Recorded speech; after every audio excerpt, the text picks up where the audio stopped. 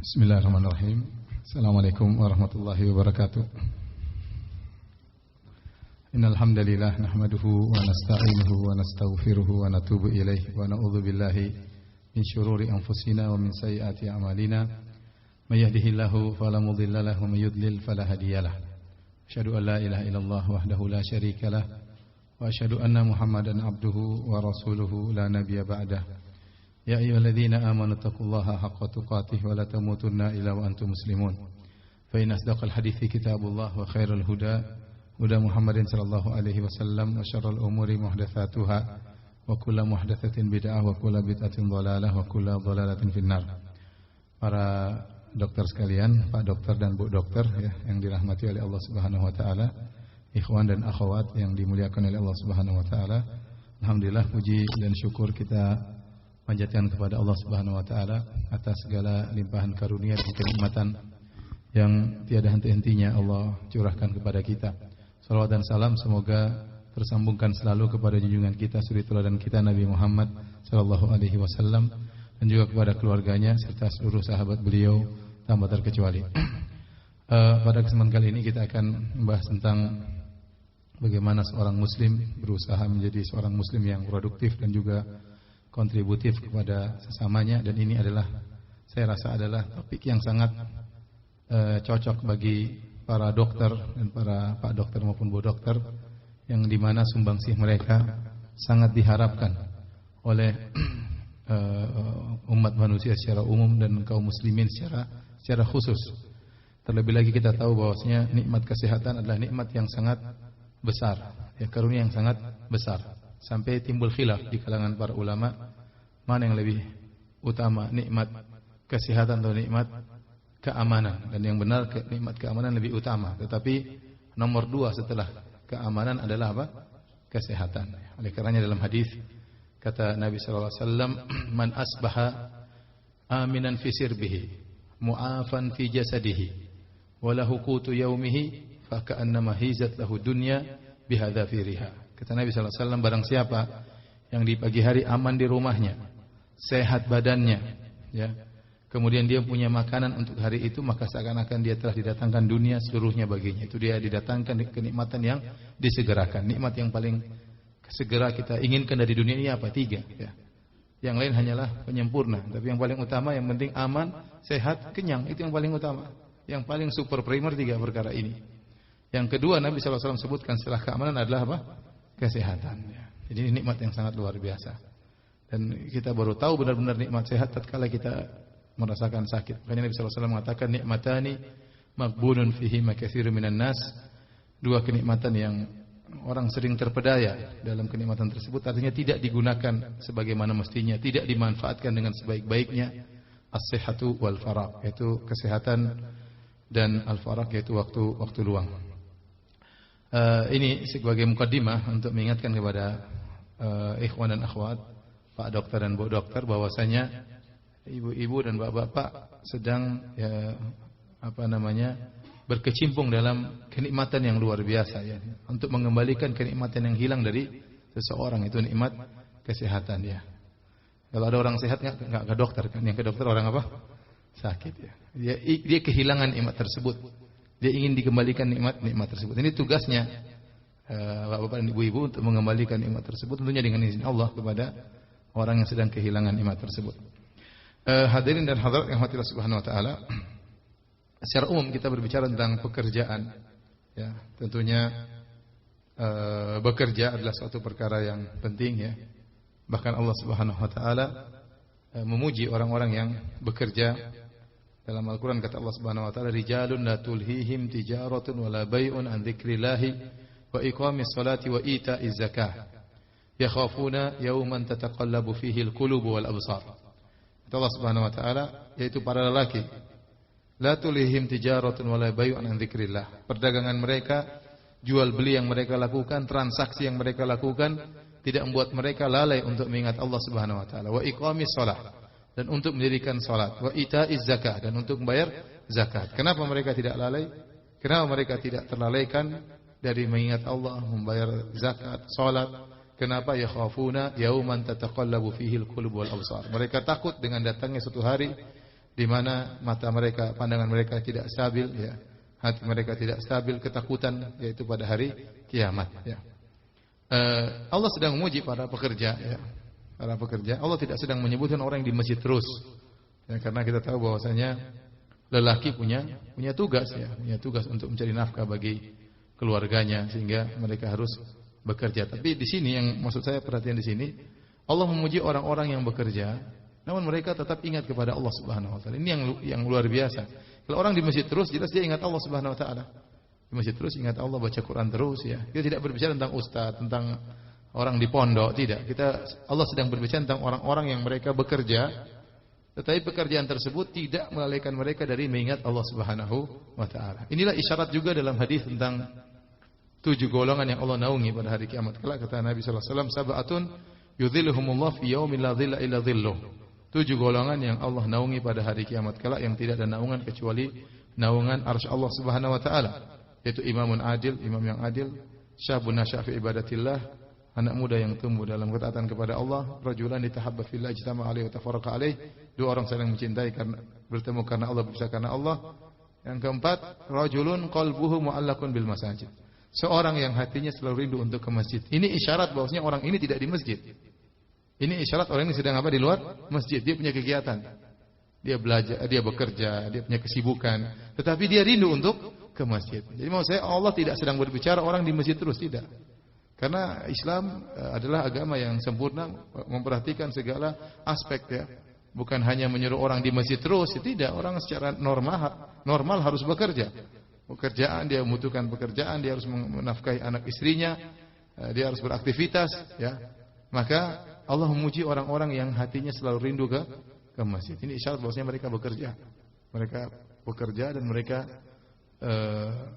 tidak lalai dari mengingat Allah Subhanahu wa taala. Oleh karenanya bekerja adalah kebiasaan orang-orang soleh, ya, orang-orang soleh. Para anbiya mereka juga dahulu bekerja. Dalam satu hadis Rasulullah SAW bersabda, "Ma akala ahadun ta'aman qat khairan min an ya'kula min amali yadihi." Tidaklah seorang makan makanan yang terbaik dari makanan yang merupakan dari hasil kerjanya. Ya, bukan dari pemberian orang, bukan dari minta kepada orang lain. Makanan yang terbaik adalah makan dari hasil pekerjaannya sendiri. Hasil jerih payahnya, hasil keringatnya. Ini makanan yang terbaik. Wa inna nabiyallahi Daud, dan sungguhnya Nabi Daud alaihissalam, kana ya'kulu min amali yadihi. Sungguhnya dia dulu makan dari hasil kerjanya sendiri, ya. Kita tahu Nabi Daud raja, ya. Raja, tapi saya menakjubkan hadis ini. Nabi Daud itu raja. Bapaknya di raja, dia nabi sekaligus apa? Raja. Tetapi kata Nabi sallallahu alaihi wasallam, kana ya'kulu min amali yadihi. Dia makan dari hasil kerjanya sendiri. Berarti dia bekerja juga. Dia bekerja juga. Kemudian juga dalam hadis Rasulullah SAW ini menunjukkan bahwasanya orang-orang soleh, bahkan orang-orang yang tertinggi dalam kesolehan, mereka bekerja. Ada kegiatan yang mereka kerjakan sehingga mereka, ya, makan dari hasil kerja mereka sendiri. Itu makanan yang terbaik. Kemudian juga dalam hadis Abu Hurairah radhiyallahu anhu, Nabi sallallahu alaihi wasallam bersabda, "La ayyah-tatiba ahadukum huzmatan ala dhahrihi khairun lahu min an yas'ala ahadan fayu'tiyahu aw yamna'ahu." Sungguh salah seorang dari kalian mengambil tali kemudian mencari kayu bakar untuk dia pikul di atas punggungnya lebih baik baginya daripada dia minta-minta kepada orang lain apakah dikasih atau tidak dikasih. Ya, ini benar-benar isyarat dari Nabi bahwasanya seorang berusaha, ya, bekerja sendiri. Makanya lebih baik seorang daripada dia minta-minta, dia bekerja, mungkin pekerjaan tersebut terasa hina, tapi lebih baik dia kerja sendiri. Apa cari kayu bakar? Itu bukan kerjaan yang tinggi, kerjaan rendahan. Ngambil tali pergi ke hutan cari kayu bakar kemudian dipikul dijual di pasar. Mungkin bagi kita itu pekerjaan hina, tapi Nabi menjelaskan lebih baik dia bekerja dengan pekerjaan yang mungkin dianggap orang hina, dianggap orang rendahan, itu lebih baik daripada dia minta-minta sama orang lain. Ini motivasi syariat untuk bisa berproduktif, tidak menjadi tanggungan beban orang lain. Harus dia bekerja, punya penghasilan sendiri, tidak minta-minta kepada orang lain, ya. Oleh karenanya para sahabat mereka bekerja. Bahkan tatkala mereka sedang berpuasa. Hadis yang masyhur, ya, tentang kisah Qais bin Sirmah radhiyallahu taala anhu. Antum sering mendengar hadisnya tatkala dia sedang berpuasa, maka dia bekerja di siang hari. Dia bekerja, akhirnya setelah dia letih bekerja, dia pulang ke rumahnya, kemudian dia mencari makan untuk berbuka, ternyata tidak ada makanan di rumah. Istrinya bilang, sebentar saya carikan makan dulu. Menjelang maghrib. Istrinya mencari makan, tahu-tahu Qais bin Sirmah karena saking letihnya, faghalabathu ainahu, maka dia pun tertidur. Dan aturan puasa dahulu, kalau seorang sudah tidur tidak boleh makan lagi. Ini aturan pertama. Akhirnya sekarang berubah, sekarang malam boleh makan, mau tidur nggak tidur boleh makan. Tapi dahulu barang siapa yang tertidur tidak boleh makan lagi. Akhirnya dia ketiduran, kemudian istrinya bawa makanan, istrinya lihat suaminya tidur, kata istrinya, khaibatan lak, rugi engkau. Makanan sudah tiba, kau sudah tidur. Padahal kalau tidur tidak boleh makan lagi. Akhirnya dia tidak makan, sampai besok dia kerja lagi, siang hari dia pun pingsan. Ya, akhirnya dia pun pingsan, dan akhirnya Allah turunkan firman-Nya, wahilla lakum lailatas siyamir rafathu ila nisaikum, sampai firman Allah Subhanahu wa taala, fal ana bashiruhunna wabtaghu ma kataballahu lakum wa kulu washrabu hatta yatabayyana lakumul khaytul abyadhu minal khaytil aswadi minal fajr. Sampai turun firman Allah, makanlah dan minumlah kalian di malam hari sampai terbit fajar. Maka aturan puasa pun berubah gara-gara Qais bin Sirmah ini pingsan ya. Alhamdulillah dia pingsan. Kalau dia enggak pingsan, kita yang pingsan ya.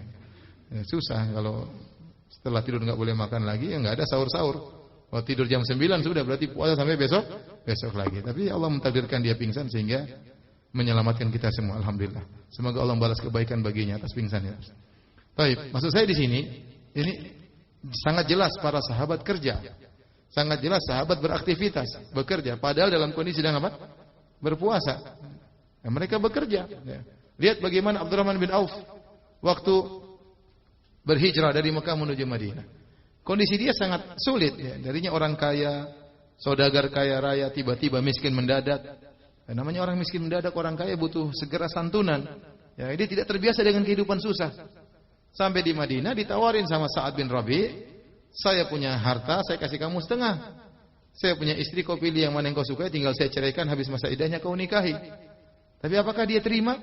Dia tidak terima. Dia bilang, barakallahu laka fi ahlik wa malik. Semoga Allah berkahi engkau di istrimu dan juga berkahi engkau pada hartamu. Dia tidak mengatakan alhamdulillah, rezeki dari Allah. Ya. Kok subhanallah, saya lagi butuh-butuhnya kamu datang, enggak ya? Enggak, dia punya harga diri. Dia ingin kerja sendiri. Maka dia menolak, dia mengatakan dullani ala suq. Tunjukkanlah kepadaku mana pasar. Padahal ala suq Bani Qainuqa. Maka ada tunjukkan situ ada pasar orang Yahudi. Maka dia pun masuk, dia bekerja sampai akhirnya dia dapat untung, sampai akhirnya dia dapat uang, dapat emas, akhirnya dia menikahi wanita Ansar. Ya. Maksud saya ini semua dalil bahwasanya bekerja itu sangat mulia, makan dari hasil sendiri adalah sangat mulia, tidak minta-minta dari orang, tidak berharap dari orang. Orang kalau bekerja sendiri, maka dia tidak berharap kepada orang lain. Dia punya pekerjaan. Dia punya pekerjaan yang itu ada karya yang bisa dia makan dari hasil karya atau hasil kerjaannya tersebut. Makanya waktu Nabi SAW membaiat para sahabat, di antara baiat Nabi, alla yas'aluna ahadan minan nas. Alla yas'alu ahadan minan nas. Atau kama qala. Yaitu Nabi mengatakan tidak boleh meminta kepada seorang pun. Berusaha kerja sendiri, berusaha tidak minta kepada orang lain. Ini Nabi pernah mengambil baiat sahabat. Sehingga ada sahabat yang cemetinya jatuh, dia sedang di atas kuda atau di atas onta, cemetinya jatuh, dia tidak suruh orang untuk ngambilin, enggak. Padahal dia berhenti dulu, dia turun dulu, dia ambil sendiri. Kenapa dia untuk menerapkan hadis ini, bahwasanya jangan minta sama orang lain. Semakin orang tidak minta sama orang lain, tauhidnya semakin tinggi. Semakin orang tidak berharap kepada orang lain, maka harapannya fokus kepada Allah Subhanahu wa taala. Harga dirinya semakin tinggi. Ya. Sebagaimana perkataan Syekh Islam Taimiyah rahimahullah dalam Majmu' Fatawa, ya.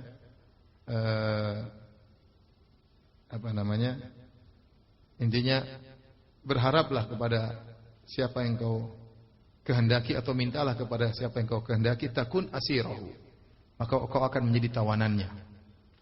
Semakin seorang punya hutang budi sama orang lain, dia akan menjadi tawanan orang tersebut. Bukankah seorang penyair berkata,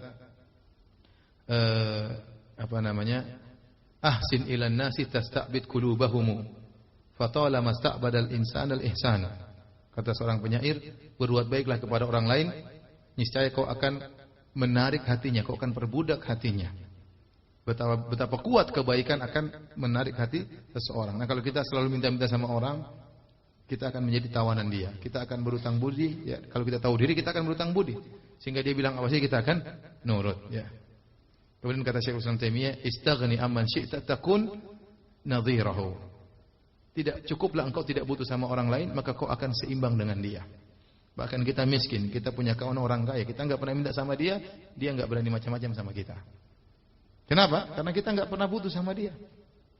Kita enggak pernah minta-minta sama dia. Kalau dia mau kasih hadiah, silakan kasih. Tapi kita enggak pernah berharap sama dia. Enggak pernah minta sama dia. Kapan kita rendah kalau kita berharap sama dia? Kalau kita minta sama dia, kita rendah di hadapan dia. Ya. Kemudian kata Syekhul Islam Taimiyah, ahsin ila ma syi'ta, atau kama qala, berbuat baiklah kepada orang yang kau kehendaki, takun amirahu, maka kau akan menjadi pemimpinnya. Kau akan menjadi pemimpinnya.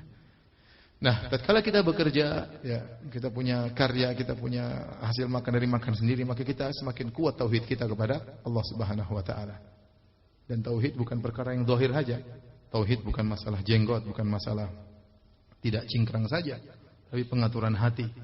Berharap hanya kepada Allah, tidak berharap kepada selain Allah. Ya, bahkan kalau kita pun kerja sama seorang bos, kita tidak berharap sama dia, kita berdoa sama Allah bukakan hatinya supaya dia kasih gaji saya yang dia tunda-tunda terus. Ada orang bos misalnya tidak kasih gaji sama kita. Kita minta kepada siapa? Allah Subhanahu wa taala. Agar dia membuka hatinya, dia sadar memberikan gaji yang tidak dia berikan kepada kita. Baik. Jadi inilah pentingnya bekerja, beraktivitas sebagai apapun, dinarnya sebagai dokter, ya, sebagai perawat, ya, yang bergelut di bidang kesehatan. Saya katakan tadi sangat penting karena kita memberikan kenikmatan yang luar biasa kepada orang yang sedang sakit. Orang sedang sakit itu ya benar-benar dalam kondisi sulit, ya. Paling tidak enak orang sakit. Makanya di antara kewajiban seorang muslim adalah menjenguk orang apa? Sakit, ya. Saya pernah sakit waktu 2 tahun lalu, operasi, ya, tinggal di rumah sakit 3 hari, nggak enak. Padahal sudah VIP sendirian, nggak ada orang lain, itu pun tidak enak. Bagaimana yang satu kamar 10 orang? Itu pun sudah ditemani istri. Ya. Itu pun, ya saya ingin ada kawan-kawan jenguk, ada obrolan. Ya. Bagaimana orang yang kemudian di rumah sakit, opname, nggak ada yang jenguk, nggak ada teman ngobrol. Ya. Kasihan, ya. Maka kalau ada yang jenguk itu luar biasa, berikan kebahagiaan kepada dia. Karena orang sakit itu nggak enak. Mau sholat aja nggak bisa. Saya sholat, saya harus sholat tidur, nggak bisa sholat berdiri, nggak bisa sholat sujud. Benar-benar saya rasakan nikmat kesehatan tatkala kita dikasih sakit. Itu yang sering kita lupa. Benar sabda Nabi SAW. Nikmatani maghbunun fihi ma katsirun minan nas. 2 kenikmatan yang orang banyak lupa, banyak terpedaya, di antaranya as-sehat, kesehatan, ya. Kesehatan, ya. Baik. Jadi ini dalil-dalil semua menjelaskan bahwasanya para sahabat itu bekerja, bahkan para anbiya, bahkan para nabi. Ya, Nabi Daud alaihissalam dia seorang raja tapi dia juga bekerja. Dari sini maka agar kita menjadi berkah, jadikanlah kerjaan kita sebagai salah satu bentuk ibadah. Kerjaan kita ini berusaha untuk menilai ibadah. Ya, bukan hanya rutinitas dunia.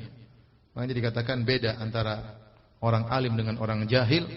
Kalau orang jahil menjadikan ibadah seperti adat, seperti tradisi. Ya. Seorang jahil nggak ngerti, di akhirnya dia pakai jilbab seakan-akan bukan ibadah, seakan-akan ya sudah, semua orang pakai jilbab, saya juga pakai jilbab. Ya, seperti itu. Dia menjadikan Idul Fitri, Idul Adha sudah seperti tradisi saja. Tidak ada nilai ibadah dia rasakan. Kenapa? Karena kejahilannya. Tetapi orang alim menjadikan tradisi menjadi apa? Ibadat. Ini kegiatan sehariannya, tetapi karena dia alim, dia ngerti, dia perbaiki niatnya, maka jadilah perkara yang harusnya merupakan perkara dunia murni berubah menjadi perkara ukhrawi, berpahala di sisi Allah Subhanahu wa taala. Sangat penting bagi para pekerja. Ya. Bukankah Allah Subhanahu wa taala menyuruh kita untuk berinfak atau untuk menafkahi anak istri? Liyunfik dzu sa'atin min sa'atihi. Wa man qudira 'alaihi rizquhu falyunfiq mimma atahu Allah. La yukallifullahu nafsan illa ma ataha. Sayaj'alullahu ba'da usri yusra. Kata Allah Subhanahu wa taala, hendaknya Orang yang memiliki kelapangan berinfak kepada keluarganya sesuai dengan kelapangannya. Adapun orang yang rezekinya sempit, ya infak sesuai dengan kemampuannya. Allah tidak memberi luar kemampuannya. Dan Allah akan memberikan kemudahan setelah kesulitan. Jadi seorang tatkala hadir dalam benaknya, saya ini sedang bekerja, ada yang saya nafkahi, anak istri. Mungkin ada ibu dokter, ada yang mau saya kasihkan orang tua saya, ada yang masih saya tanggung adik saya, masih ada saya tanggung kakak saya misalnya, ada yang mau saya bantu. Ya.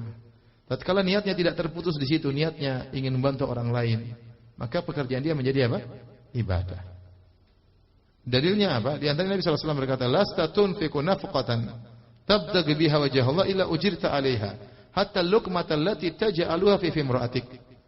Tidaklah engkau berinfak sedikit pun kau niatkan karena Allah Subhanahu wa taala kecuali akan bernilai di sisi Allah Subhanahu wa taala. Kau akan dapat pahala sampai suapan yang kau suapkan di mulut istrimu.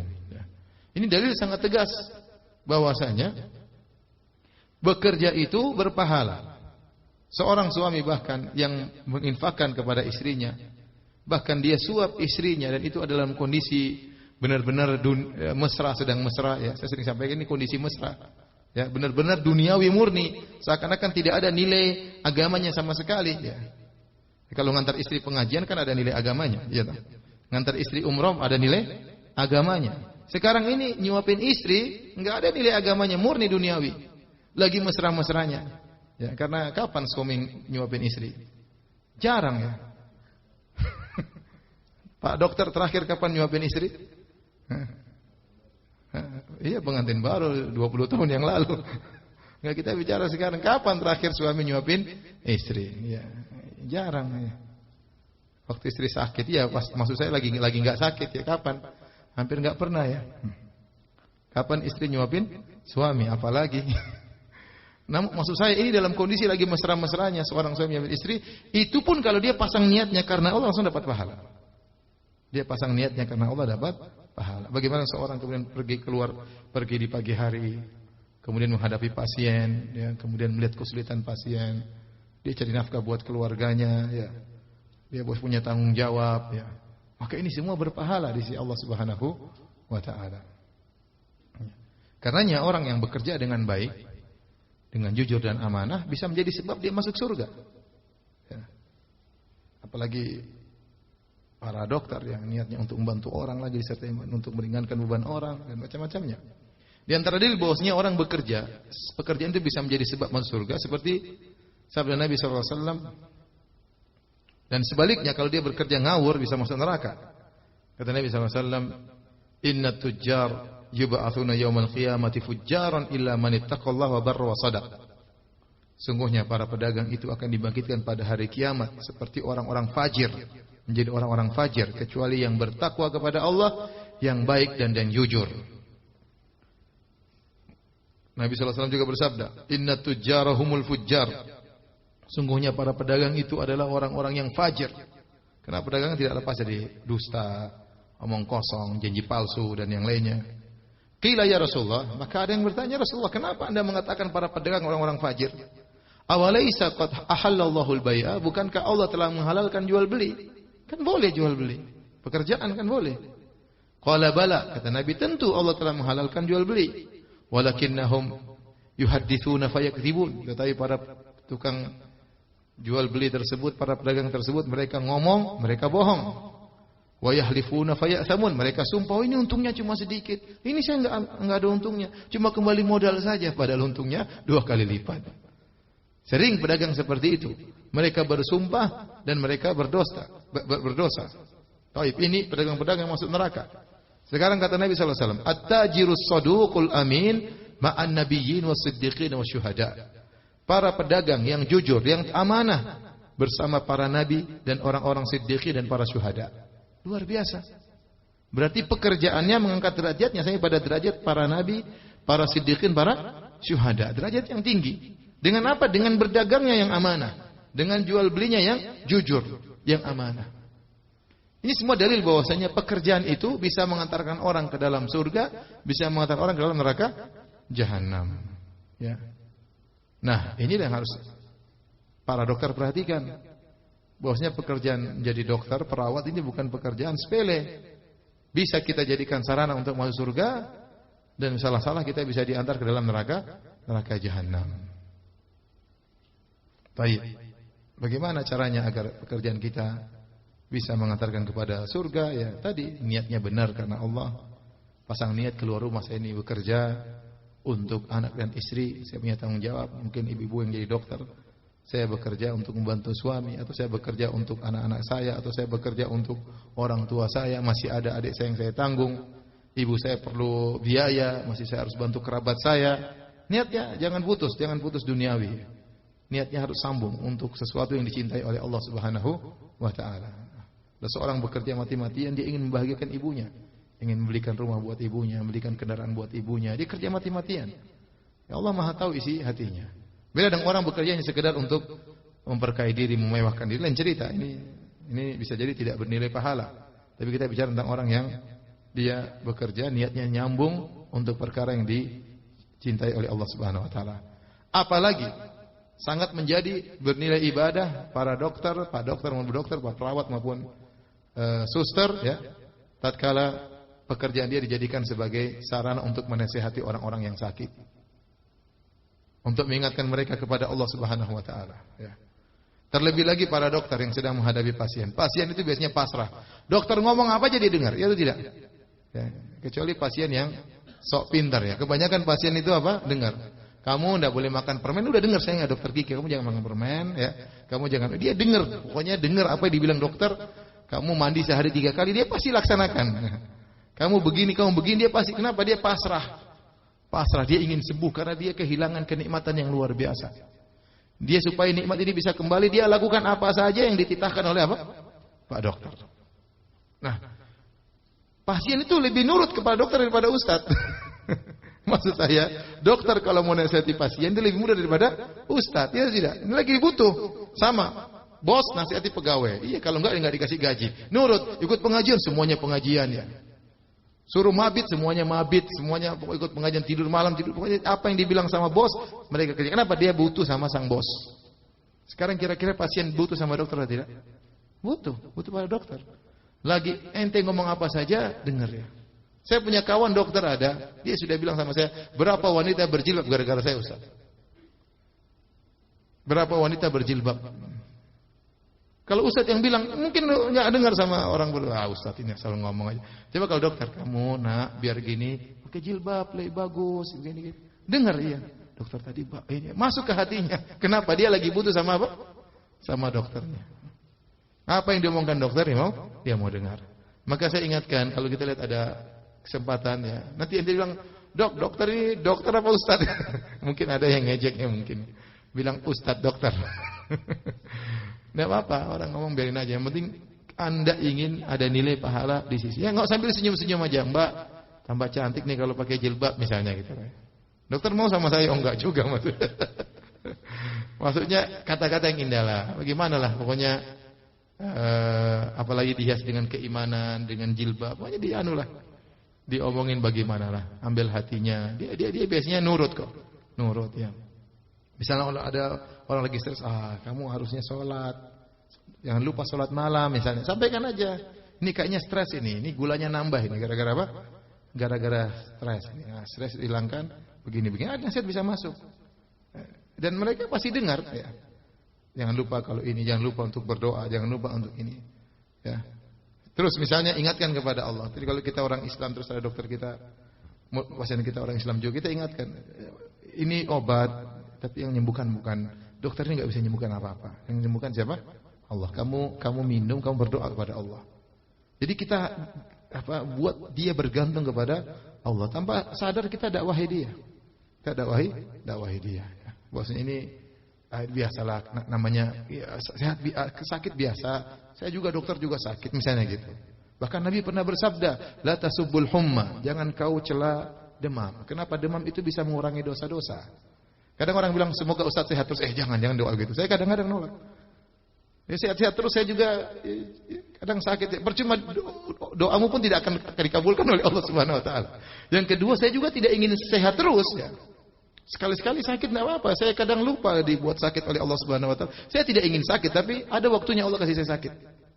Untuk mengurangi dosa-dosa saya. Dosa saya mungkin saya sudah istighfar, Allah belum kabulkan, Allah kasih sakit supaya dosa-dosa saya berkurang. Saya kembali kepada Allah, tahu nikmat sehat. Kadang kita lupa dengan nikmat yang Allah berikan kepada kita. Maka banyak hal yang bisa kita sampaikan. Ya. Maksudnya kalau ada seorang dokter yang nulis bagus tentang buku tentang bagaimana berdakwah, ya, bagi seorang dokter, bagi seorang perawat misalnya. Ya.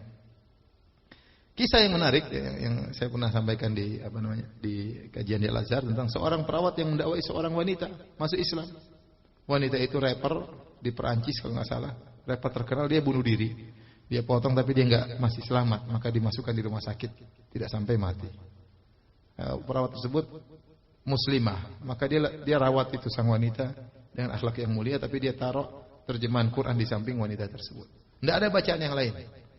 Maka rapper ini akhirnya tiap hari baca Al-Quran. Terjemahnya dia baca. Dari rapper sekarang pakai cadar, pergi ke Madinah sama suaminya, ketemu berkunjung di salah seorang guru saya di Madinah. Bayangkan dari rapper menjadi wanita pakai cadar. Gara-garanya seorang perawat yang hanya meletakkan Al-Quran di sampingnya. Jadi maksudnya ini pekerjaan kita sehari-hari. Paling tidak kita ingatkan kepada Allah, sabar bu, sabar. Bagaimana? Ada kata-kata kita ingat Allah, istighfar. Berusaha ingatkan dia kepada Allah Subhanahu wa taala. Baik. Hadirin dan hadirat yang Allah Subhanahu wa taala. Tentunya saya katakan di awal tadi, dokter ini, para dokter, para perawat punya kontribusi yang sangat besar bagi masyarakat, dan ini juga sarana untuk mendapatkan pahala sebanyak-banyaknya. Rasulullah SAW bersabda, khairukum anfa'ukum linnas. Ya, sebaik-baik kalian adalah yang paling bermanfaat bagi orang lain. Nabi SAW mengatakan, wahabbul a'mali ilallah sururun tudkhilu ala qalbi muslim. Amalan yang paling dicintai oleh Allah Subhanahu wa taala, rasa senang yang kau masukkan, rasa bahagia yang kau masukkan dalam hati seorang muslim. Au tatrudu anhu ju'an, au takshifu anhu kurbatan, au taqdi anhu dainan. Atau kau menghilangkan rasa laparnya, kau kasih makan sama dia. Atau kau melunasi hutangnya, atau kau menghilangkan kesulitannya, penderitaannya. Ini masuk dalam bidang dokter, menghilangkan penderitaan seseorang. Dan ini amalan sangat dicintai oleh Allah Subhanahu wa taala. Kita bicara ya memang dokter, perawat dapat gaji ya. Tapi kita lebih daripada itu, tatkala kita menikmati pekerjaan tersebut, kita ingin hilangkan kesulitan orang ini, ada pahala yang Allah berikan selain gaji yang kita dapatkan. Ya. Lihat tadi para pedagang, mereka dapat untung, tapi mereka jujur, Allah kasih pahala yang lain.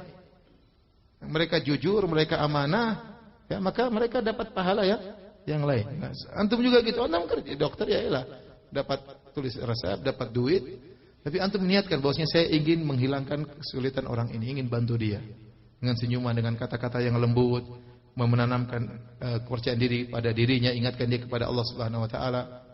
Ya, jangan buat dia semakin gelisah, ketakutan. Saya tadi cerita sama kawan, saya ketemu dokter Ikhwan, pas hajian datang, Ustaz ini pasti kolesterol tinggi Ustaz. Aduh. Ngomongnya, Ustaz ini pasti begini. Aduh, ini dokter kok begini sih? Nakut-nakutin Ustaz sih. Maksudnya apa Ustaz? Jangan banyak makan, enggak ngaruh. Mau bilang kolesterol banyak, enggak ngaruh bagi saya. Saya periksa juga kolesterol saya pun rendah. Maksud saya bukan begitu caranya. Apa? Ngomong sama pasien. Oh, pelan-pelan sampaikan. Ya. Dia udah sakit malah ketakutan, malah ya. Sampaikan dengan cara yang baik. Dia kata-kata wal kalimatu thayyibatu shadaqah, kalimat yang adalah sedekah ya. Akhlak dokter juga perlu. Kalau dokter yang sombong mentang-mentang yang antri banyak, ada dokter seperti itu ya, sepuan atas. Ganti-ganti. Jangan begitu. Jangan begitu. Ini pasien ya, dia butuh perhatian ya. Kata-kata yang baik ya, ingin masukkan kebahagiaan dalam apa? Hatinya ya. Tumbuhkan sugesti pada dirinya, kesembuhan di tangan Allah Subhanahu wa taala dan yang lainnya. Jadi tatkala kita ingat akan hadis-hadis bahwasanya yang terbaik di antara kalian yang paling bermanfaat bagi orang lain, dan salah satunya adalah bidang ini, bidang kesehatan. Ini membuka pintu pahala yang banyak bagi kita. Kalau ternyata kita dapati ada pasien, ternyata kita lihat dia miskin, enggak mampu, kurangilah biaya apa? Biaya pengobatan. Kita bisa kira-kira ya. Kira-kira orang tersebut ya. Dia datang misalnya bajunya agak robek-robek misalnya, sendalnya sendal murahan, sudah jangan kasih resep mahal-mahal. Kalau dia bilang tidak mampu ya gratiskan. Ada saatnya kita ambil dari orang kaya, dia bayar mahal nggak ada masalah. Ya, harus kita pikirkan juga, tidak semua orang harus kita kasih tarif. Ya. Kalau memang lihat orang ini miskin, ya sudah kita kurangi. Kelihatan dia susah, kelihatan dia gelisah, dia apa, kurangi tarifnya. Lihat orang kaya nggak apa-apa, ambil dia merasa, bagi dia nggak ada nilainya. Kita ambil tarif mahal, nggak ada masalah. Kita juga dulu sekolah bayar mahal, nggak ada masalah. Tapi maksud saya kalau pas dapat orang susah, ya kita kurangi. Saya punya kawan ada dokter, ya. Terkenal dia dokter. Dia bukan dia yang cerita, tapi teman-teman saya cerita tentang dia. Dia ini terkenal, banyak pasien tidak bayar. Bukannya orang bayar kalau kaya dia minta, tapi kalau dia miskin nggak usah bayar. Sehingga yang ngantri sama dia itu kaya dan miskin. Ya. Ini kita ada yang murni benar-benar karena Allah, ada yang tercampur dunia dan karena Allah Subhanahu Wa Taala. Tapi sisihkan ada bagian-bagian yang memang karena Allah. Maka saya senang dengar sebagian dokter yang kemudian tatkala ada bencana kemudian ke sana. Saatnya ini kita untuk Allah murni. Sudah kita berangkat bantu saudara-saudara kita di Palu atau di Lombok di mana ya. Nah, kita bisa sumbangsihkan dari masalah keilmuan kita, keahlian kita. Sisihkan waktu. Saatnya kita memberi manfaat kepada orang lain. Kemudian supaya pekerjaan kita menjadi berkah di sisi Allah Subhanahu Wa Taala, jangan lupa harus amanah. Dokter tadi harus amanah. Ya. Tadi kata Nabi Sallallahu Alaihi Wasallam, "At-tajiru saduqul amin." Penjual yang jujur dan amin, amanah. Ma'an nabiyyin wasiddiqin wasyuhada, bersama para nabi, bersama syuhada dan bersama siddiqin. Dokter pun harus amanah. Tentunya dokter, ya ini kembali kepada para dokter. Tatkala beri resep harus yang benar. Milihkan obat harus yang benar. Jangan hanya ikuti pesanan detailer aja. Ya, detailer. Harus obatnya ini. Kalau memang pas enggak apa-apa. Tapi kalau enggak pas, jangan kita kasih resep itu. Berarti kita enggak amanah. Kerjaan kita enggak berkah. Ya. Kalau memang ini pas sesuai persen, enggak apa-apa kita kerja, kita menggariskan obat orang enggak ada masalah. Ya. Kalau memang itu obatnya memang pas. Ya, beda-beda tipis enggak apa-apa. Ini juga boleh. Kita juga menguntungkan orang, kita juga dapat untung.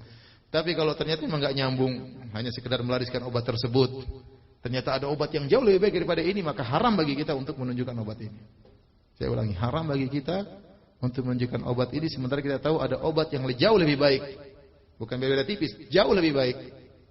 Kita kasih obat ini, udah mahal, enggak bermanfaat. Ya, maka itu hukumnya haram. Berarti kita tidak amanah. Ya. Dunia akan datang dan akan pergi. Ya. Kita ingin dunia datang kepada kita dengan halal. Ya, jangan kita ingin dunia datang haram, sudah pergi dunia tersebut, haramnya masih tersisa untuk kita pikul pada hari kiamat. Ya. Uang datang dan pergi. Uang datang dan pergi. Ya, tapi kalau sudah haram kita pegang, ya, kita akan bawa pada hari kiamat dan kita akan repot pada hari kiamat. Maka seorang dokter harus amanah. Perhatikan ini ya. Jangan sampai bikin resep ternyata obatnya ngawur, ya. Atau obat ada yang lebih baik, kita kasih obat yang kurang baik gara-gara kita punya deal-dealan sama detailer. Ya. Hati-hati. Kemudian, ya, agar seorang dokter berkah dalam pekerjaannya, berusaha dia menjauhkan diri sejauh-jauhnya dari perkara yang tidak syar'i. Kalau ada perkara haram yang harus dia tempuh, benar-benar dalam kondisi darurat. Contoh, dokter kandungan. Lihat macam-macam lah dokter kandungan. Lihat macam-macam, pegang macam-macam, dengar macam-macam. Namanya dokter kandungan. Laki-laki periksa perempuan. Terus sebaliknya ada dokter perempuan, dokter kulit dan kelamin. Urusannya dengan laki-laki. Lihat macam-macam, pegang macam-macam dan macam-macam. Dan itu hukum asalnya haram. Hukum asalnya haram. Namun boleh dalam kondisi darurat. Dan kalau darurat maka jadi halal dan bisa berpahala di sisi Allah Subhanahu wa taala.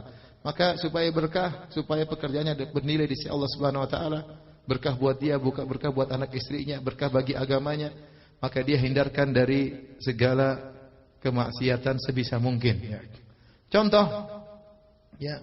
Kalau dia dokter laki-laki berusaha jangan sampai asistennya perempuan, sehingga sering berduaan dalam apa? Dalam ruangan berdua, kan tidak boleh khalwat. Kalaupun terpaksa perempuan, pintu dibuka sehingga terlihat dari luar supaya hilang khalwat tersebut. Kalau memang terpaksa loh, dokter laki-laki kemudian pembantunya perempuan asistennya. Kalau tidak dia terjebak dalam apa? Khalwat. Ustaz saya tidak tertarik dengan perawat saya. Antum tidak tertarik tapi itu khalwat, haram. Bukan masalah tertarik atau tidak tertarik. Ya udah Ustaz nenek-nenek aja. Boleh nenek-nenek. Asistennya nenek-nenek. Ya, jangan ya. Dan saya dengar banyak masalah. Dokter cerita bagaimana banyak dokter yang fajir. Dengan susternya, dengan perawatnya. Syahwat tidak bisa dihindari. Tertarik ya. Orang kalau setan lagi menghiasi, bahkan seorang putih bisa tertarik sama wanita yang hitam. Bisa jadi. Atau sebaliknya wanita laki hitam suka macam-macam lah. Namanya syahwat tidak bisa diprediksi, tiba-tiba muncul, tiba-tiba ketertarikan ada. Maka kita jangan menjebak diri kita dalam hal yang haram ya. Kalau terlanjur tadi saya bilang mungkin di antara caranya dengan buka pintu sehingga tidak terjadi apa? Khalwat. Pasien dari luar bisa melihat kegiatan dokter ngobrol sama ini pasien karena keperluan, itu enggak masalah. Itu contoh. Demikian juga dokter wanita, jangan sampai pasiennya laki-laki. Jangan sampai asistennya laki-laki.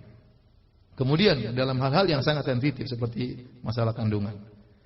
Nasihati, mungkin di awal susah, tapi nasihati bu, atau suruh asisten kita kalau ada yang pesan untuk periksa sama kita, bilang tolong bawa mahramnya. Entah suaminya, entah adiknya, entah anaknya. Ya. Sehingga tatkala diperiksa ada mahramnya. Ya. Sehingga itu mengurangi dan itu menjadikan pekerjaan kita menjadi halal dan berkah ya. Adapun kemudian dia datang tanpa mahramnya, kemudian diperiksa, dokternya senyum, akhirnya dia curhat, akhirnya macam-macam akhirnya. Maka kita hindari itu semua agar pekerjaan kita menjadi berkah. Kemudian agar pekerjaan kita berkah, tentunya tadi sudah kita sebutkan, yaitu harus itqan, harus profesional pekerjaan kita. Jangan asal-asalan. Ya. Anggap yang kita hadapi ini keluarga kita yang sedang sakit. Jangan kita periksa sembarangan. Jangan kita baca hasil lab dengan cepat-cepat tanpa kita renungkan dengan baik. Ini bagaimana kalau ibu kita yang sakit? Ini orang ini punya anak yang banyak, menanti agar dia cepat sembuh. Ya. Ini orang ini banyak keluarganya, nanti dia sembuh, dia punya pekerjaan. Maka waktu kita periksa lab, jangan buru-buru, periksa benar-benar. Ya. Oh ini berarti ini. Kita analisa sesuai dengan kemampuan kita semaksimal mungkin. Bahkan seakan-akan yang sakit istri kita, seakan-akan yang sakit ibu kita sendiri. Itu ada pahalanya kalau kita niatkan seperti itu. Maksudnya saya benar-benar ini meriksa dengan profesional ya. Makanya dalam hadis kata Nabi sallallahu alaihi wasallam, "Innallaha yuhibbu idza amila ahadukum amalan an yutqinahu." Sungguhnya Allah itu suka jika salah seorang dari kalian waktu mengerjakan pekerjaan, kerjanya dengan profesional. Namanya itqan dalam bahasa syariat. Dan ini hadis Nabi sebutkan. Innallaha yuhibbu idza amila ahadukum amalan an yutqinahu. Yang artinya sungguhnya Allah suka kalau salah seorang dari kalian bekerja, dia mengerjakannya dengan profesional. Dan umum dokter, guru-guru profesional, ya. Insinyur di sini profesional, ustaz profesional, benar-benar jadi ustaz. Belajar beneran belajar, jangan ngawur. Berfatwa yang benar, jangan ngawur. Sama dokter pun demikian. Dokter itu tulis resep itu fatwa dokter. Resepnya ini ya. Saya akan salah fatwa, orang tambah sakit. Duitnya udah habis tambah sakit. Hati-hati. Ini fatwa akan diminta pertanggungjawaban oleh Allah Subhanahu wa taala. Kasih resep orang bahaya, jangan. Jadi benar-benar itqan, profesional. Lihat baik-baik, pelajari penyakitnya. Kalau perlu kembali ya. Ya. Jadi benar-benar profesional sehingga amalan kita dicintai oleh Allah Subhanahu wa taala ya. Saya rasa sudah habis. Apa yang mau disampaikan lagi? Ya semoga bapak-bapak dan ibu-ibu menjadi dokter-dokter yang soleh dan soleha ya. Perawat juga demikian, jadi perawat dan suster yang soleh dan soleha diberkahi oleh Allah Subhanahu wa taala dan jadikan pekerjaan ini sebagai sarana untuk meraih surga Allah Subhanahu wa taala. Demikian Allah taala bisawab. Pada gimana pertanyaan? Ada tanya jawab? Ada ya? Silakan yang bertanya. Saya persilahkan. Wallahu taala alam bisawab.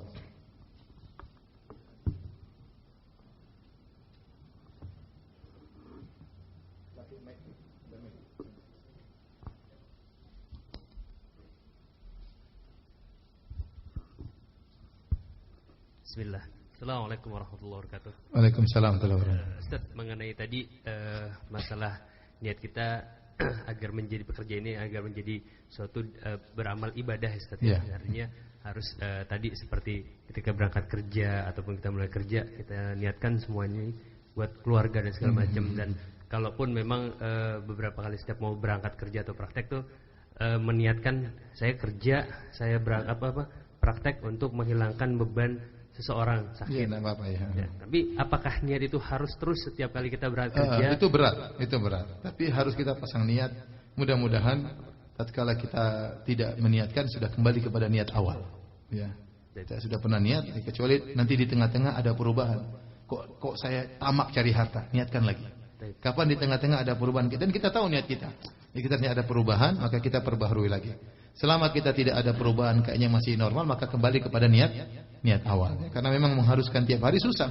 Tapi niat itu sudah terbawa insya Allah sejak awal kita bekerja. Kecuali di tengah jalan niat kita berubah, kita ingin memperkaya diri, itu perbaiki lagi diri kita.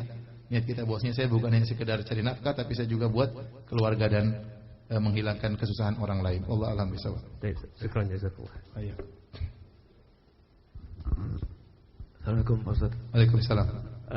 Sebagai dokter kan setiap hari berangkat kerja itu kita di jalan tiba-tiba terpikir ini kok begini. Jadi akhirnya berpikir apa? Berpikiran agak kurang baik lah. Jadi kalau orang bilang mungkin kalau kita tertabrak mobil bisa mati suul khotimah, misalnya melihat orang lagi ini tiba-tiba terbetik seperti itu. Terbetik seperti misalnya ada saya tuh sering hampir setiap hari kalau ketemu udah bertahun-tahun meminta sumbangan untuk membangun masjid.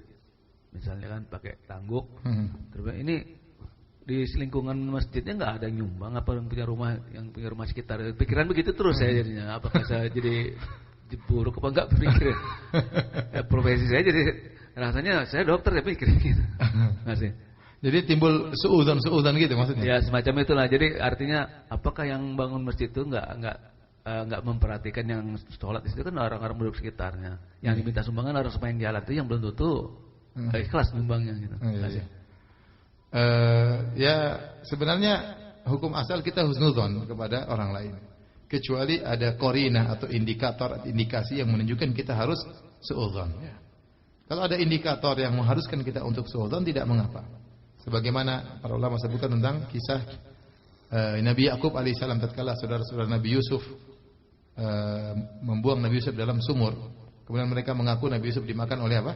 Serigala. Kemudian mereka bawa bukti Nabi Yusuf bajunya penuh dengan darah. Waktu dibawa ke Nabi Yakub lihat, dia akhirnya suudzon. Dia bilang kalian bohong. Kenapa? Ini bajunya Yusuf tidak tercabik-cabik, tidak robek. Apa ada serigala baik begitu ya?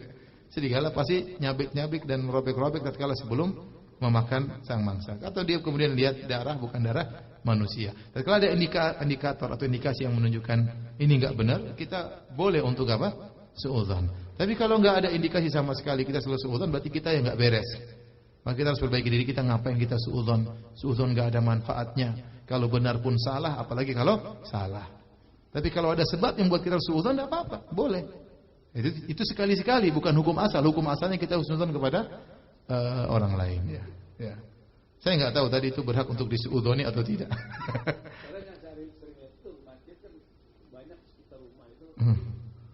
Ya, memang itu jadi masalah ya. Jadi masalah. Masjid enggak pernah rampung-rampung.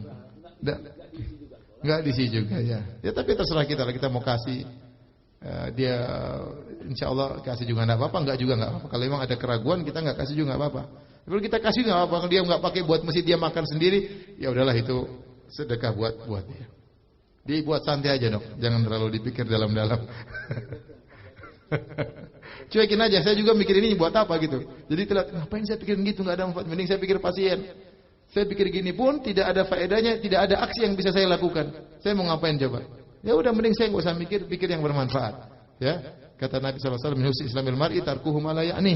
Di antara keelokan Islam seorang meninggalkan yang tidak ada faedahnya buat dia. Ya. Kalau kita lihat setiap orang harus kita pikirkan, kasihan. Enggak perlu, kita capek sendiri dan tidak ada aksi yang bisa kita kerjakan. Saya mau tanya, berangkat dari rumah bekerja dengan niat ibadah. Apabila pasien masuk rawat inap dari UGD dengan diagnosa A, tapi secara klinis tidak ada indikasi diagnosa A, dan pasien nurut sama dokter aja. Nah yang saya tanyakan, gaji saya berkah atau tidak? Karena setahu saya tidak perlu rawat inap. Dan saya hanya petugas kesehatan bukan dokter. Saya nggak paham. Maksudnya rumah sakit suruh inap. Sementara menurut kita tidak nginap. Ya nggak boleh, kita nggak boleh bohong. Kalau kita yang ditugaskan sebagai dokter untuk memberikan analisa, kita harus bilang ini nggak perlu inap, nggak perlu inap. Tapi kalau mau nginap mau tenang boleh. Tapi ini menurut saya tidak perlu apa? Nginap. Nggak boleh kita bilang supaya pemasukan bagi rumah sakit nginap aja pak. Ya, nggak boleh. Ya berarti kita dosa seperti itu. Ya. Atau kalau itu instruksi di rumah sakit, usahakan mereka inap semua. Nggak boleh, nggak berkah kalau gitu. Kita nggak jujur, kita nggak amanah. Tapi kita boleh kasih tawaran ini. Menurut saya tidak perlu nginap. Tapi kalau ibu mau istirahat lebih tenang, boleh di sini nginap. Begitu kan bisa. Jadi tidak ada keharusan. Tidak ada keharusan. Jadi dia bisa mikir sendiri. Menurut dokter, menurut saya tidak harus nginap. Ya, tapi memang kalau memang mau lebih tenang, biar lebih ini ya boleh nginap. Ya, begitu. Jangan dibuat terkesan seakan-akan harus apa? Rawat inap.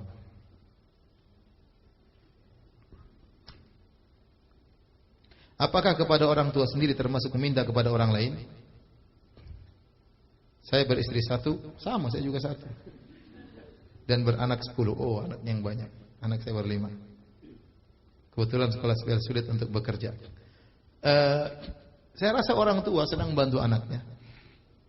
Saya rasa merupakan suatu tradisi anak itu tanggung jawab apa? Orang tua. Ya. Kalau memang minta bantuan sama orang tua nggak apa-apa. Pak, saya belum mampu, saya mau sekolah lagi. Kalau orang tua tidak kasih ya sudah, itu bukan tanggung jawab dia. Karena kita sudah besar, kita sudah dewasa, sudah bisa bekerja. Ya, tapi kalau kita belum bekerja, ya memang orang tua yang harus apa? Bantu. Ya, maksud saya tadi kita mau sekolah S2, ternyata biaya banyak. Ya, kita bilang sama orang tua mau bantu. Kalau dia tidak mau bantu ya tidak bisa kita marah sama orang tua. Kita sudah disekolahkan sampai S1 sudah alhamdulillah, duitnya sudah habis banyak ya. Ya. Tapi meminta tidak jadi masalah ya. Maksud saya itu biasa anak minta tolong kepada orang tuanya. Itu perkara yang biasa. Orang tua pun tidak merasa maksudnya tidak merasa anak itu hina di hadapan dia atau tidak. Ya. Saya sebagai orang tua, anak saya kalau saya bisa bantu saya akan bantu terus. Tapi kita sebagai anak tahu itu bukan, kalau sudah sampai S2 itu bukan kewajiban orang tua lagi. Ya. Ya tapi kalau kita minta boleh-boleh saja. Boleh, saya rasa tidak jadi masalah. Ini Ustadz semoga sehat selalu.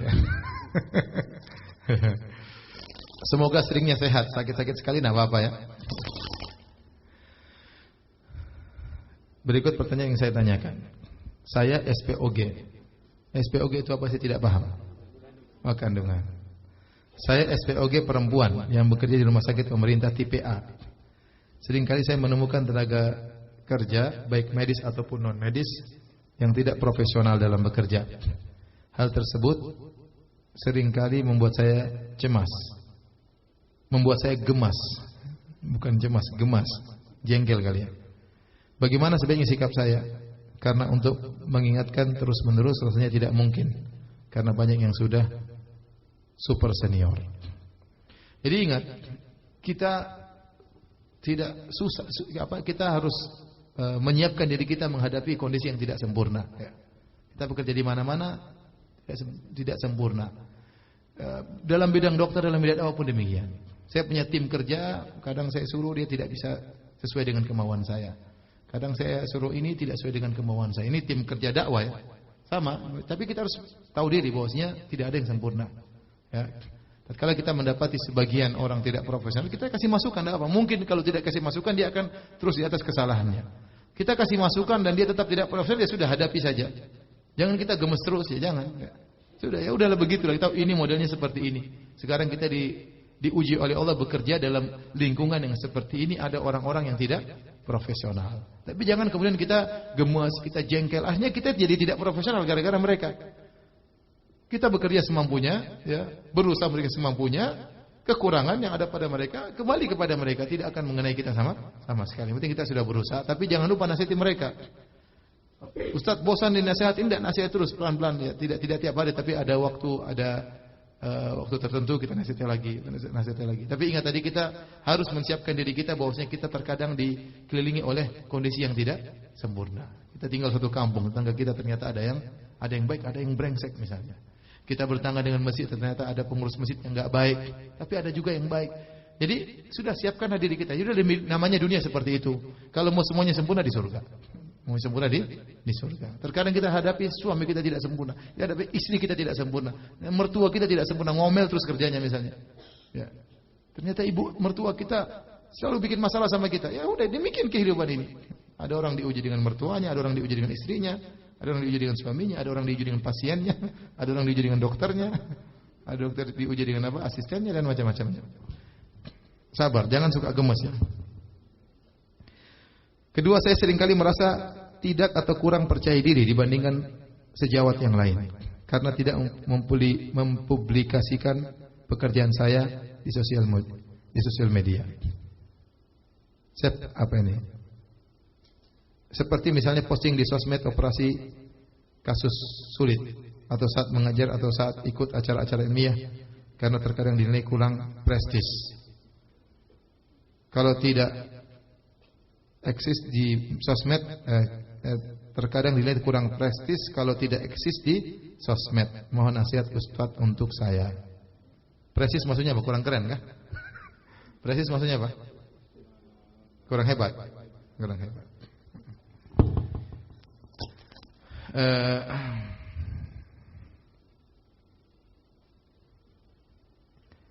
Sebenarnya boleh mempublikasi pekerjaan kita, boleh. Ini perkara dunia. Kalau yang tidak boleh perkara akhirat. Ini bukan masuk dalam bab riya. Masalahnya masuk pada bab ujub, sombong atau tidak. Ya. Kalau kita amal soleh, kita berusaha apa? Sembunyikan. Nggak usah kita publish. Tapi kalau pekerjaan duniawi, kita boleh publish. Kita boleh buat iklan. Kita boleh persentase di hadapan dalam tender misalnya. Boleh, nggak ada masalah. Yang penting kita jangan sombong, itu aja. Ya. Kalau memang dengan mempublish kita bisa lebih baik dalam bekerja, bukan masalah pede-pedean ya. Pede kalau pekerjaan buruk percuma pede-pedean ya. Yang penting bagaimana pekerjaan kita lebih baik. Kalau ternyata masalah publish tidak mempengaruhi pekerjaan kita, ya terserah kita, ini perkara duniawi. Tapi kalau dengan mempublish ternyata pekerjaan kita lebih baik, publish saja, nggak ada masalah. Yang penting jangan sombong dan jangan apa? Angkuh. Jangan sombong dan jangan ujub. Ya. Nggak ada masalah. Jadi saya rasa solusinya ya publish aja kalau memang itu membuat pekerjaan kita lebih baik. Bukan membuat semakin percaya diri ya. Saya percaya diri terkadang kalau pekerjaan nggak baik percuma. Ya, betapa banyak orang seperti itu pede. Ya. Hari ini teman saya baru protes. Aduh Ustaz, chef saya di restoran saya pede banget. Ya. Kalau bilang bisa masak, bisa. Padahal nggak bisa. Ini pede yang ngawur seperti ini. Jadi bukan masalah pede-pedean, masalah pekerjaan kita lebih baik atau tidak, lebih profesional atau tidak. Meskipun mungkin tidak dinilai prestis oleh orang-orang lain, nggak ada masalah. Yang penting dinilai prestis di sisi Allah Subhanahu Wa Taala.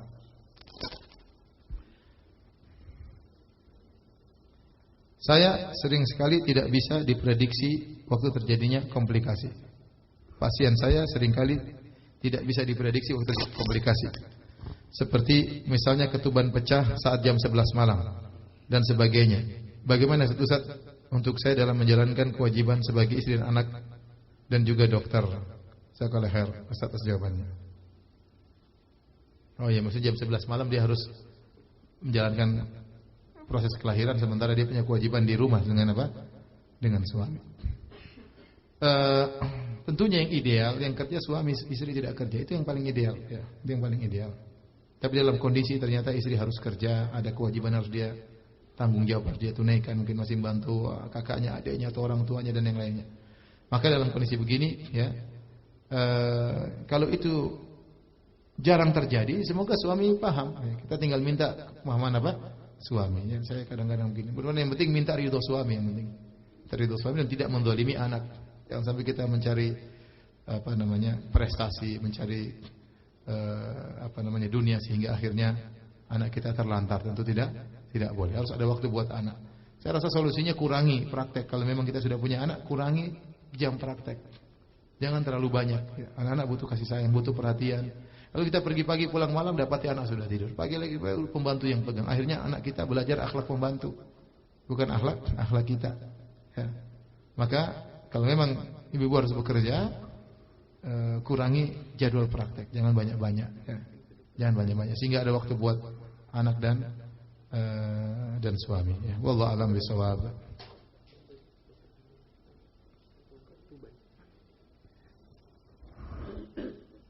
Ustadz, boleh tidak kita meresepkan obat untuk permintaan pasien? Kemudian kita menambahkan diagnosa di lembar asuransi agar di-cover oleh asuransi. Tapi pada saat periksa, dia tidak mengalami keluhan tersebut. Hanya buat stok obat saja. Saya kurang paham ini. Ada yang saya jelaskan? Ustadz, boleh tidak kita meresepkan obat permintaan pasien, kemudian kita menambah diagnosa di lembar asuransi agar di-cover oleh asuransi. Tapi pada saat periksa, dia tidak mengalami keluhan tersebut. Hanya buat stok obat saja. Ini bohong berarti ya? Ini maksudnya boleh, bohong enggak buat begini gitu. Bohongnya enggak boleh. Iyyakum wal kadhib wa innal kadhiba yahdi ilal fujur wa innal fujura yahdi ilan nar. Wa la yazalul abdu yakdzib wa yataharral kadhib hatta yuktaba indallahi kadzaban. Hati-hatilah kalian terhadap dusta. Sesungguhnya dusta itu mengantarkan kepada kefajiran, dan kefajiran mengantarkan kepada neraka jahanam. Sungguh seorang berdusta dan dia selalu berdusta sampai dicap oleh Allah tukang dusta. Kalau seorang sudah dicap oleh tukang dusta, jadilah dusta adalah kebiasaan dia. Merupakan ciri-ciri orang munafik. Saya rasa tidak usahlah begitu. Ini stok obat maksudnya buat apa? Buat siapa? Si pasien atau buat pasiennya? Buat enggak boleh. Enggak boleh. Buat jaga-jaga maksudnya kan? Enggak boleh. Jangan ikuti pasiennya. Kalau pasien maksa bilang ini bohong, enggak boleh. Saya sudah ada janji sama dalam kedokteran, ada janji, enggak boleh bohong. Bilang begitu saja. Saya mau kasih tapi saya enggak boleh. Kita janji sama Allah, enggak boleh apa? Bohong. Bilang aja dalam kedokteran ada janji, tidak boleh apa? Bohong. Ustadz, apakah boleh berpergian keluar kota jika ditugaskan dari rumah sakit tanpa mahram, semisal untuk seminar, simposium? Jazakumullah khairan. Ya, tentunya janganlah. Kecuali memang darurat. Jadi safar tanpa mahram itu boleh kalau apa? Darurat ya.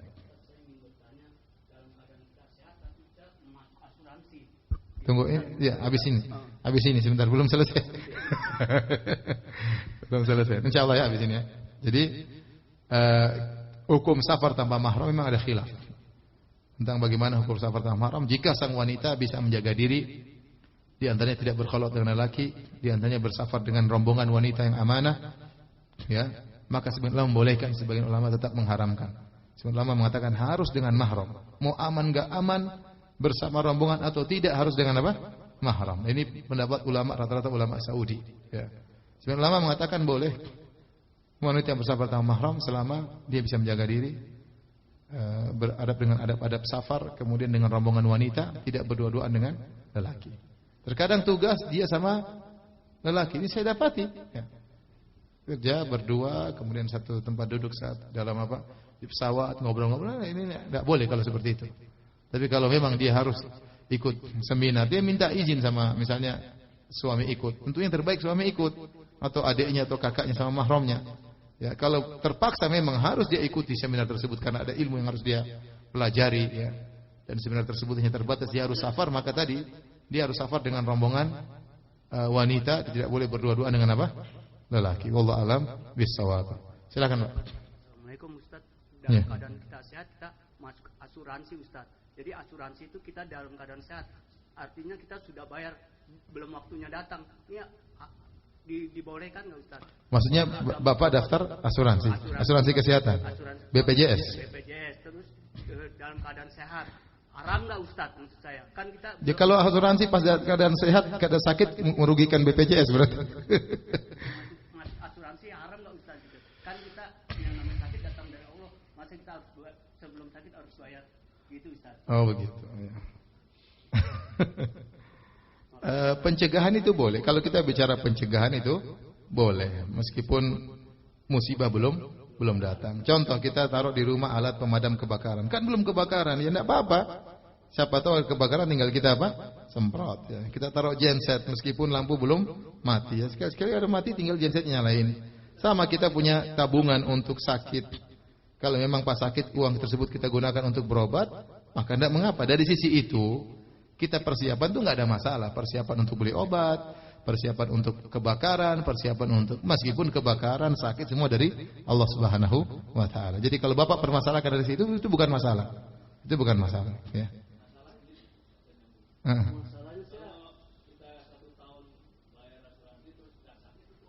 Itu berarti hukum asuransi lain lagi. Kalau bicara hukum asuransi lain lagi. Kita bicara tentang masalah boleh enggak kita mempersiapkan uang untuk beli obat seandainya kita sakit, enggak ada masalah kalau itu. Tapi kalau hukum asuransi tentunya kembali kepada asuransi jenisnya apa. Kalau asuransi takafuli boleh, kalau enggak asuransi yang konvensional itu tentunya tidak boleh. Seperti yang disebutkan tadi Pak Dokter. Ya, kita taruh uang, kalau kita enggak sakit uangnya diambil. Tapi kalau misalnya asuransi tersebut adalah untuk bareng-bareng, semua orang kasih uang, nanti siapa saja yang sakit kita kasih, itu tidak apa-apa. Ya. Tapi uang itu bukan jadi milik perusahaan asuransi, tidak. Tapi ini milik bersama. Milik bersama yang kita kumpulkan untuk kita gunakan bagi siapa yang perlu. Contohnya misalnya rumah sakit ini bikin asuransi. Sudah, ini milik rumah sakit. Kapan ada pegawai yang sakit ya dikasih. Sisanya tetap jadi tabungan untuk siapa saja yang sakit dari anggota. Kalau itu nggak apa-apa. Tapi kalau yang ada kan perusahaan asuransi kalau kita nggak sakit sudah uangnya hangus buat dia. Itu namanya ada nilai judi di situ. Ya. Apakah kita sebagai dokter salah atau berdosa jika tidak memberi diskon pada teman misal satu pengajian dan lain-lain? Sama ustaz lagi tidak didiskon. Waduh. Pada saat mereka berobat pada kita yang kita tahu tidak miskin atau orang mampu dan hanya komitmen memberikan kemudahan kepada masyarakat pada saat momen khusus, misal bakti dan lain-lain. Kalau dosa tidak dosa. Tapi namanya kawan lah, kurangi meskipun dikit lah. Kawan sebagai kawan kita kenal lagi ya. Tapi kalau apakah dosa tidak ada dosanya. Tidak dosanya, cuma kan masa kawan tidak dikasih apa? Tidak dikasih korting dikit lah. Pelit banget sih dokter. Enggak, kalau saya bilang kalau dosa sih enggak ya. Tapi kita sebagai kawan kita kenal tentunya ya kita bantu-bantu dikit lah. Meskipun kita tahu dia kaya. Orang kaya bagaimanapun dikasih hadiah senang. Itu tidak. Nanti orang kaya nanti kasih dia hadiah, dia pasti senang meskipun dia kaya raya. Itu sifat manusiawi kalau dikasih hadiah apa? Senang. Tatkala kita kasih kortingan, semuanya kita kasih hadiah kepada dia. Nabi berkata tahadu tahabu. Salinglah kalian memberi hadiah, maka kalian saling akan mencintai. Ya kecuali ada aturan dari rumah sakit yang kita kerja tidak boleh, itu lain cerita. Kita terikat dengan peraturan. Walaupun kita kasih hadiah, kita harus nombok. Tapi kalau nggak ada peraturan, bebas kembali kepada ijtihad sang dokter, maka saya rasa tidak ada salahnya kita kasih kurangi meskipun sedikit kepada kawan kita tersebut. Ya. Tapi kalau dikatakan wajib, tidak wajib. Apalagi kita, maksudnya kenalnya juga nggak terlalu kenal, bukan kawan dekat, nggak apa-apa. Kalau kita tahu dia kaya, nggak ada masalah bagi dia itu sedikit. Tahu dia datang pakai mobil Alphard misalnya, kemudian tasnya tas mahal ya, ngapain kita korting? Kecuali kalau kita kenal dekat, bolehlah kita korting. Karena kalau kita mau korting, lebih utama kita korting kepada orang-orang yang miskin. Wallahu a'lam bishawab. Silakan. Assalamualaikum. Coba kasih bentar mic-nya. Assalamualaikum warahmatullahi wabarakatuh. Saya ahli gizi Ustadz. Di tempat kerja saya megang program gizi, dan di tempat kerja saya itu setiap tahunnya ada jatah susu Ustadz untuk anak-anak yang gizi kurang sama gizi buruk. Nah, di kondisi setiap tahun itu pasien-pasien yang gizi kurang maupun gizi buruk itu bertambah Ustadz biasanya, karena sering terdata gitu. Tapi terkadang pemerintah cuma ngasih beberapa doang untuk, tidak cukup. Iya, untuk balitanya itu. Tapi jatah satu balitanya itu per bulan satu balita itu 10 dus susu Ustadz. Yeah. Nah, jadi saya berpikirnya di pertengahan bulan itu biasanya ada anak-anak yang bermunculan gizi kurang gizi buruknya itu. Jadi saya berpikir untuk jatah balita yang satu orang 10 dus diambil. Saya bagi-bagi aja Ustadz gitu. Apakah salah Ustadz? Itu kembali kepada prosedur. Kita boleh berinisiatif tapi harus kembali kepada peraturan. Ya, kalau kembali berarti boleh nggak saya seperti itu? Kalau boleh nggak ada masalah. Tapi kalau nggak boleh ya gimana anak-anak yang tidak ada gizinya? Kita tanya kepada mereka. Mungkin mereka setuju dengan ide kita. Tapi maksudnya itu kembali kepada peraturan ya. Ya kalau kita sendiri kadang-kadang khawatirnya tidak sesuai. Jadi nggak ada salahnya antum tanya kepada atasan antum bagaimana saya menghadapi ini, karena ini kurang. Kalau kita semua plotkan 10 ini buat satu bayi, nanti yang lain gimana gitu. Bolehkah kita mengambil bagiannya? Tanyakan kepada atasan. Kalau boleh, lakukan. Ya. Terus Ustadz, kalau misalnya ada pimpinan yang pengen susunya juga, itu gimana Ustadz? Buat siapa? Buat dia. Udah gede minum susu, bilang ngapain? Kadang mau nolak gimana gitu. Dia bilang, aduh Pak, saya takut Pak, gitu aja, bilang aja. Kepalanya lagi yang minta. Aduh. Antum jangan kasih lah. Antum takut dipecat. Alasannya sih ya buat membantunya gitu-gitu. Ustadz kadang buat. Ya kalau dia ambil buka sendiri urusan dia. Tapi kalau antum kasih jangan. Jangan kasih. Kuncinya sama antum. Iya. Hukumnya haram ya. Hukumnya haram. Antum atur sendiri lah, bukan urusan saya. Coba silakan. Atau antum belikan aja susu, dia datang, ini Pak, ini dari saya Pak. Yang gitu jangan Pak. Biar dia malu. Udah kepala bagian masih ngambil lagi. Silakan.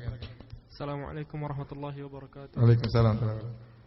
Saya ingin bertanya, dalam bekerja itu kan kita terkadang mendapatkan fee yang lebih besar dan kadang-kadang juga mendapatkan fee yang lebih fee dari siapa? Dari manapun itu. Nah, apakah ketika kita lebih senang atau cenderung kepada fee yang lebih besar itu mempengaruhi keikhlasan seseorang? Tunggu, ente kerjanya apa? Ana masih koas, Ustaz. Hah? Masih program profesi mahasiswa, tapi enggak, antum maksudnya kerjaan itu berkaitan dengan swasta atau wira swasta atau pemerintah? Yang kasih fee siapa? Ini masalah hukumnya berbeda. Contoh sederhana apa gimana maksudnya? Contoh.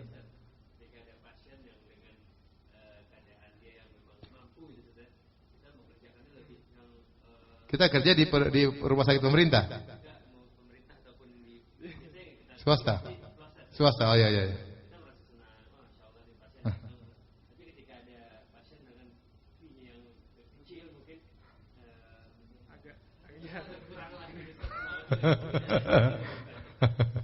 Apakah itu mempengaruhi keikhlasan seseorang atau seperti apa? Ya jelas mempengaruhi lah. Fee-nya besar tambah semangat ya. Fee-nya kecil kurang semangat. Itu manusiawi. Di mana aja. Di mana aja. Semuanya sama seperti itu ya. Tapi masalahnya bolehkah Anda mengambil fee itu? Itu jadi masalah. Anda kerja di rumah sakit swasta sebagai pekerjaan sudah digaji oleh pihak swasta. Hukum asalnya Anda haram mengambil fee tersebut. Kalau Anda mengambil fee harus minta izin kepada atasan, kepada owner. Tanya, ini terkadang dia kasih apa? Fee, ya hadiah. Kalau pihak swasta membolehkan, tidak jadi masalah. Ownernya membolehkan. Kalau pemerintah lebih sulit lagi. Ya. Tapi kalau swasta lebih mudah. Tinggal caranya kita minta izin kepada owner, pemilik atau orang yang dipercayakan untuk mengatur rumah sakit tersebut. Kita bilang terkadang pasien berikan saya boleh terima atau tidak. Kalau bilang boleh, ambil aja, nggak ada masalah. Nggak ada masalah. Karena itu swasta. Ya antum tinggal justru antum diajarin untuk apa? Melatih diri keikhlasan. Ini orang fee-nya nggak ada tapi ente harus ini karena Allah bukan karena fee-nya ya. Tapi kalau ada fee-nya saya lebih ikhlas lagi. Ya udah atur-atur hati aja lah. Baik, demikian saja kajian kita ya. Mohon maaf ya, atas segala kekurangan ya. Mudah-mudahan Bapak dan Ibu menjadi dokter-dokter yang bertakwa di sisi Allah dan dimasukkan surganya ke surga Allah Subhanahu wa taala. Subhanakallah bihamdik asyhadu an la ilaha illa anta astaghfiruka wa atubu ilaik. Assalamualaikum warahmatullahi wabarakatuh.